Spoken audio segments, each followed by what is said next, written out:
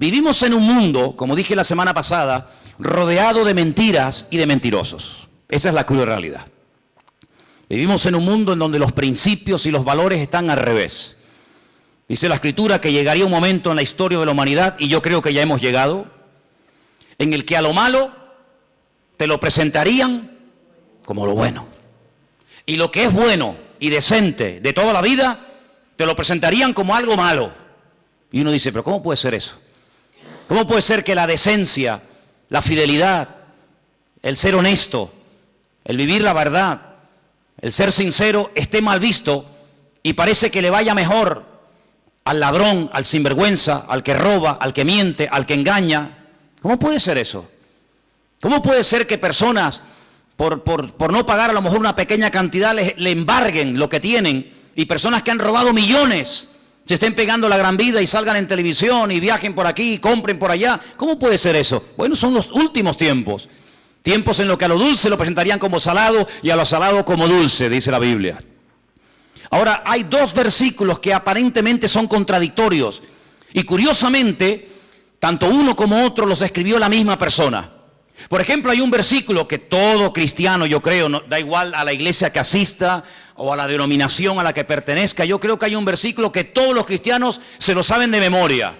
Decirlo fuerte, a ver qué dice: porque de tal manera amó Dios al mundo, que ha dado a su Hijo unigénito, para que todo aquel que crea en Él no se pierda, mas tenga vida eterna. ¿Qué dice la Biblia que Dios hizo? Dios amó. ¿A quién? Al mundo. Dígalo fuerte: Dios amó al mundo. Otra vez: Dios amó al mundo. Ahora explíqueme esto. No améis al mundo ni las cosas que están en el mundo. ¿En qué quedamos? Juan 3:16 dice: Dios amó al mundo. Y primera de Juan capítulo 2 verso 15 dice: no améis al mundo ni las cosas que están en el mundo. ¿Cómo es que la Biblia dice que Dios amó al mundo y a mí se me prohíbe amar al mundo? Hay que explicarlo, porque en la Biblia no hay contradicciones. Hay gente que dice: es que la Biblia es un libro lleno de contradicciones. Y yo le digo: cuando usted me muestre una, nos sentamos y hablamos. La Biblia no tiene contradicciones, porque nosotros tenemos una sola palabra para la palabra mundo.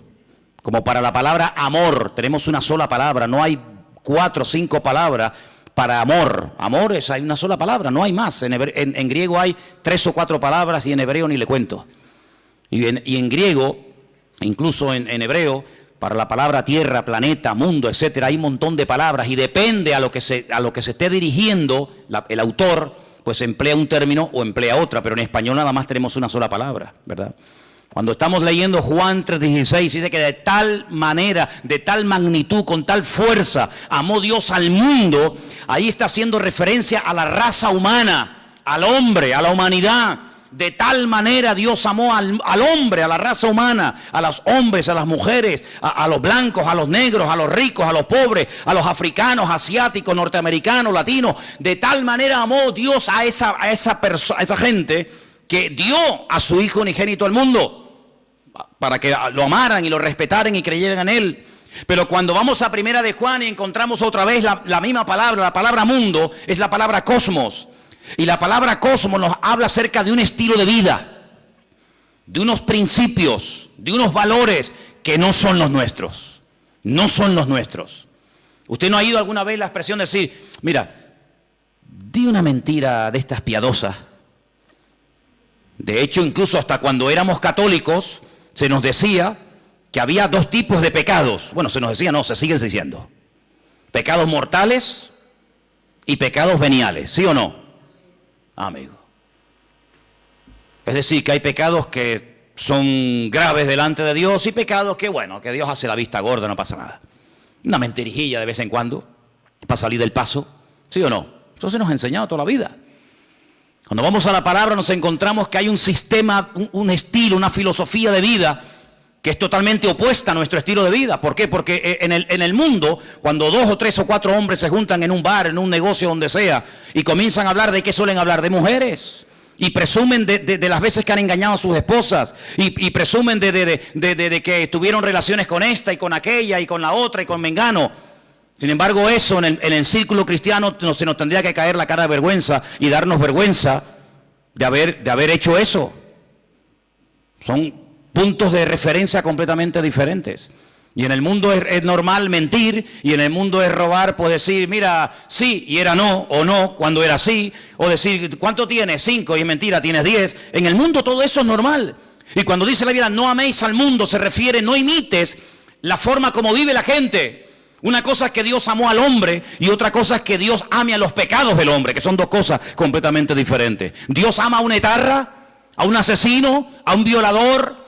¿Sí o no? Por supuesto que sí. ¿Faltaría más? Si no, madre mía. Pero eso quiere decir que Dios ama su estilo de vida. Eso quiere decir que Dios ama la mentira, el engaño, el soborno, el adulterio, la fornicación, la extorsión. No, Señor. Una cosa es que Dios ame a la persona, y otra cosa es que Dios acepte y ame y tolere el estilo de vida de esa persona. No nos confundamos. Por eso dice la Biblia que cuando viene por ahí alguna persona que dice que yo soy cristiano, yo soy pastor, yo soy hijo de Dios, yo soy siervo de Cristo, yo soy esto, yo soy aquello, apóstol, como algunos van por ahí también diciendo, pues hermano, por sus frutos los conoceréis.